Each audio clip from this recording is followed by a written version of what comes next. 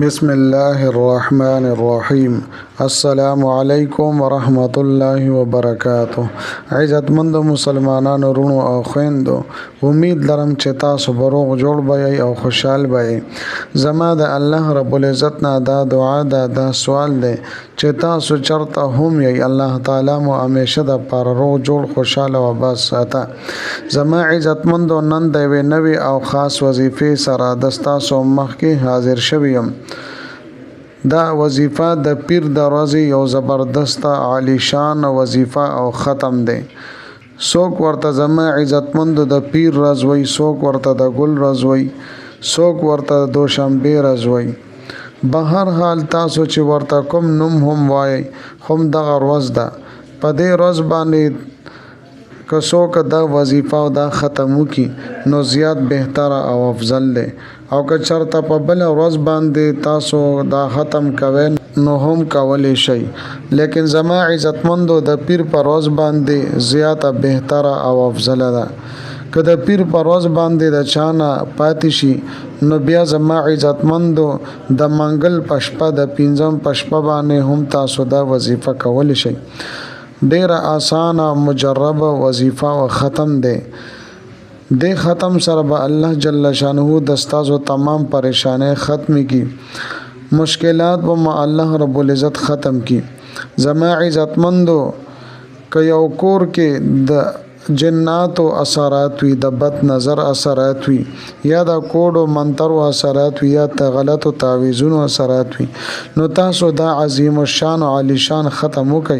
ان شاء الله تعالی الله رب العزت به د تاسو کور نه دا کوډ، منتر، جادوان، غلط تعویذونه ختم کی.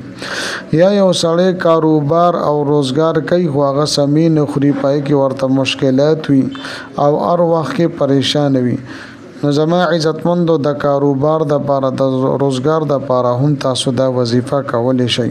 ډیره مفیده بهترینه وظیفه ده. بل زما عزتمندو د مزه خبره دا ده، که یو سړی په خپل باندې نشي کولی نو په بل چا باندې هم دا وظیفه کولی شي. لکه یو سړی د کاروبار کې، روزګار کې مصروف دی، هغه ته ټایم نه ملایويږي، نو کور کې بل نارینه یا زنانه داغه د پاره هم دا وظیفه کولی شي. یا داسې یو ورور دی چې هغه په بهر ملک دی او هغه ته د وظیفې کولو موقع نه ملایويږي، نو کور کې زنانه هم د پاره دا وظیفه کولی شي. زما عزتمندو، دا یو عظیم الشان ختم دی او قرآنی عمل دی. د هر یو صورت خپل خپل ځان لا فضایل دي. دغه شانته هم زما عزتمندو د سوره محمد ځان ته فضیلت ده. دا سورت مبارکه الله رب العزت د خپل خوږ نبی، د خوږ بنده محبوب پنوم باندې مسما کړی دی.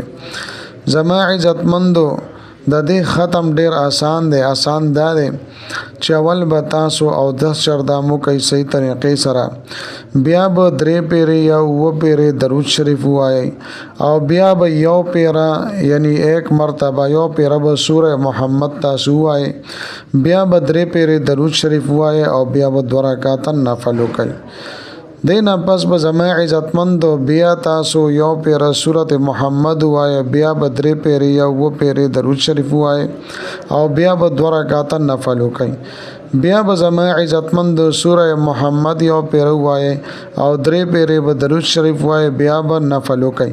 د طریقې سره 9 پیری به تاسو سوره محمد وایي او 9 پیری به تاسو 2 رکعات نفل وکړي، چې سوار له رکعات د دینه جوړ شول. زما عزتمندو، کله چې مؤخري نفل وکړه نو بیا به 11 پیری درود شریف وایي، او دا غینا پس به انتهایی توجه او عاجزۍ سره دعا د پاره لاس پورته کې الله تعالی نه به دعا وغواړي. زما عزتمندو، تاسو د دې ختم وکئ، د دې برکات به تاسو په خپل سترګو باندې ووینئ. تاسو به خپل اندازه به معلومه کوي، تاسو له خپل اندازه ولګي چې دې ختم څومره برکات دي. زما عزتمند، خپل پریشانو د پر تکلیفونو مصیبتونو د پاره کوډو منترو جادوانو ختمولو د پاره د روزګار روانېدو د پر تاسو ضرور د عمل او د وظیفه وکړي. ملاوي ګم تاسو